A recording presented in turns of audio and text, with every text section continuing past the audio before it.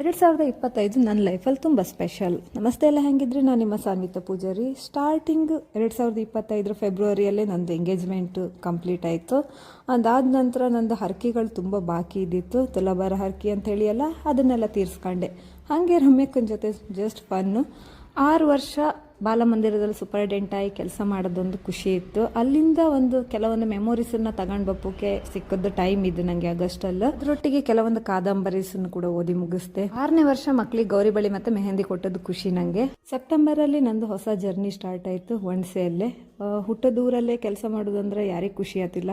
ಹಾಗೆ ನಮ್ಮ ಪಂಚಾಯತ್ ವತಿಯಿಂದ ಕಮ್ಯುನಿಟಿ ಪ್ಯಾಲೇಟಿವ್ ಕೇರ್ ಸ್ಟಾರ್ಟ್ ಮಾಡ್ರು. ಅದರಲ್ಲೂ ವರ್ಕ್ ಆಯಿತು ಕೌನ್ಸಿಲರ್ ಆಗಿ. ಹಾಗಾಗಿ ಅಲ್ಲಿ ಕೆಲಸ ಸ್ಟಾರ್ಟ್ ಮಾಡಿದೆ. ಒಂದು ಅಕಾಲಿಕ ಮಳೆ ಶುರುವಾಯಿತು, ಇನ್ವಿಟೇಷನ್ ಬಂದಾಯಿತು, ಪರ್ಚೇಸ್ ಸ್ಟಾರ್ಟ್ ಆಯಿತು. ದಿಬ್ಬಣ ಸೀರೆ, ದಾರಿ ಸೀರೆ, ಕಾಲುಂಗ್ರ, ಕರಿಮಣಿ, ಹಾಗೆ ಮಧ್ಯದಲ್ಲಿ ಬ್ರೈಟ್ ಟು ಬಿ 1-2-3 ಆಯಿತು. ಫೋಟೋಶೂಟು, ಚಪ್ರಶಾಸ್ತ್ರ, ದೈದ್ಮನಿ ಪೂಜೆ, ಹಾಗೆ ಬಳಿ ಶಾಸ್ತ್ರ ಇದೆಲ್ಲ ಮುಗಿಸ್ಕೊಂಡು ಮಾಣಕಟ್ಟೆಗೆ ಒಂದು 2 ಸತಿ ಹೊರ ಪೇಜ್ ಇರುತ್ತೆ. 2025 ನವೆಂಬರ್ ತಿಂಗಳು ಬಂತು. ನನ್ನ ಮದುವೆ ಶಾಸ್ತ್ರಗಳು ಸ್ಟಾರ್ಟ್ ಆಯಿತು. ಫೈನಲಿ ನನ್ನ ಮದುವೆ ಕೂಡ ಆಯ್ತು. ಹುಟ್ಟದ ಮನೆ ಬಿಟ್ಟು ಗಂಡನ ಮನೆಗೆ ಹೋಯು ಆಯಿತು. ಹಾಗೆ ಈ 2025 ಸುಮಾರು ಕೊಟ್ಟಿತ್ತಂತಲೇ ಇಷ್ಟಪಡ್ತೆ. ಅಂತಕ್ಕಂತಂದರೆ ನಂದು ಲೈಫ್ ಕುಮಾರಿಯಿಂದ ಶ್ರೀಮತಿ ಆದ ವರ್ಷ ಇದು. Thank you.